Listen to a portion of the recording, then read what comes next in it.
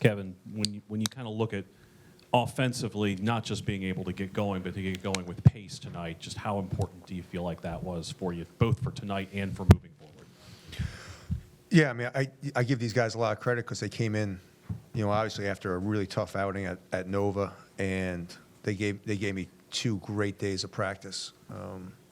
I mean, really intense. We practiced yesterday for almost 3 hours, which is I never do before a game, but we just talked a lot about just flowing into offense a little bit better. We also talked about just we need to press a little bit more aggressive to create some easy buckets. And I thought, when you get a couple easy buckets early, it gives you a little bit more confidence, and you're able to kind of wear them down a little bit. And I thought we did a good job in the first half of kind of really just getting them on their heels. So it was good to see the ball go in early, to be honest with you. Okay. I didn't know if you had a follow-up. Coach Ferry was saying that he thought you guys were really highly motivated coming in after the Villanova game. How much was that a message to the team, after the rebound after that performance? Yeah, I mean, I'm still trying to get used to everything, but like I had no worries. We played bad. Nova played good. I was really excited. I think the guys were really excited about just coming and playing at home. We played the least amount of Power 5 home games of anybody in the country. So I thought it was important looking at this stretch, and this is what I talked to the team after Nova was like, hey, we have a 12-game stretch where we're home. We got to take advantage of that going into Big Ten play. And the way they came and practiced the last 2 days, it just gave me a lot of confidence.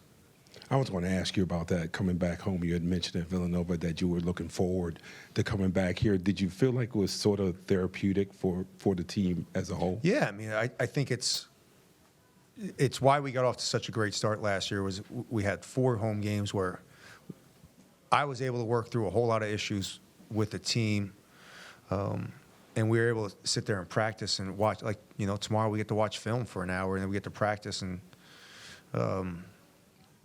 I can learn. I can show all the young guys and new guys what they're doing wrong. When you play 3 games in 6 days, you don't have that opportunity. You just don't. So, and I think the guys were excited about coming home and playing at home. So there's something to be said about getting in the rhythm and being at home, and I think it really helped us. And so much has been made about the offense, but defensively tonight, you guys really, really turned them over. Is this what you imagine what this team looks like? Yeah, I mean, I think we still have a long way to go defensively. We're obviously way ahead than we are offensively. But I mean, we had pressed 96 times in the game before this, and we had turned teams over 33 times. That's a crazy stat. Our problem is that we haven't been able to score, and we haven't been able to capitalize off those turnovers. So we haven't been able to press 4 or 5 times in a row where we might give up a layup, we might give up an open 3 at times, but it wears teams down. And if you're constantly worried about it, you have to go against it. It's a mental thing. And for us, it just gives us opportunities to get out and get easy shots. With it being such a point of emphasis, how pleased were you with only giving up 6 points off of turnovers? Yeah, it helps when you don't give it to the other team. I think our first 4 turnovers were offensive fouls, 2 moving screens, 2 charges. We've talked a lot about just if we're going to turn it over, throw it into the stands, or it has to be an aggressive turnover. The 4 turnovers against UAB that led to 8 points was really the difference in the game. We did the same thing against Davidson. Nova really took us out of our offense. So I think these guys are starting to understand.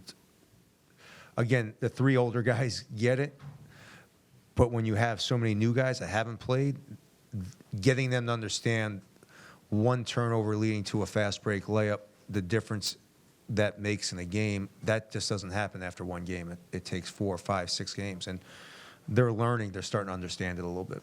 And what does it mean for you to be able to get Ben into a game like that when he works so hard in practice? And Yeah, Ben's awesome, man. Ben's one of the, best walk-ons I've ever had. I mean, I actually have a lot of confidence. I would have no problem putting him in a game, to be perfectly honest with you. That's how much he helps us in practice. That's how much he gets after it. So if I ever got in a jam and I needed him to play, I actually would have a tremendous amount of confidence in him.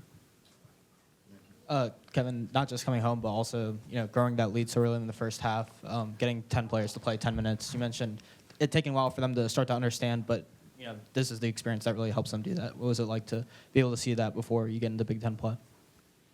Well, I think more than anything, it's important for us. We have 10 more days before we play, I think, Indiana. I know where this team's going to be by middle of December, end of December. So, I have great confidence in the team we're going to be and what we're going to do. So, getting our bench guys extended minutes is huge because it gives them a chance to play without extreme pressure.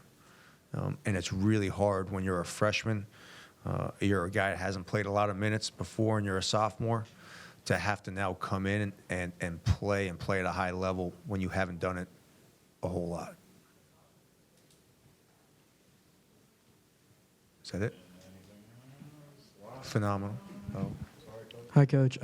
You talked a little bit after Villanova about finding that fifth guy in the starting lineup. Say you put Jordan in there. What does he do that complements the other four that just helps that starting lineup? I think the biggest thing for me is Jordan defensively really helps that group. With Jamie and Deshaun out there, offensively we're probably better, but defensively we become a real liability. And so since we're struggling so bad offensively, I just wanted to go with a group that I knew had a lot of confidence defensively. And Jordan really does help us in so many different ways defensively. So it kind of frees up Dante a little bit, to be honest with you. He protects Jameer, so he's a guy that really fits well in the fact that I have a lot of confidence in him defensively. Everybody have a great Thanksgiving.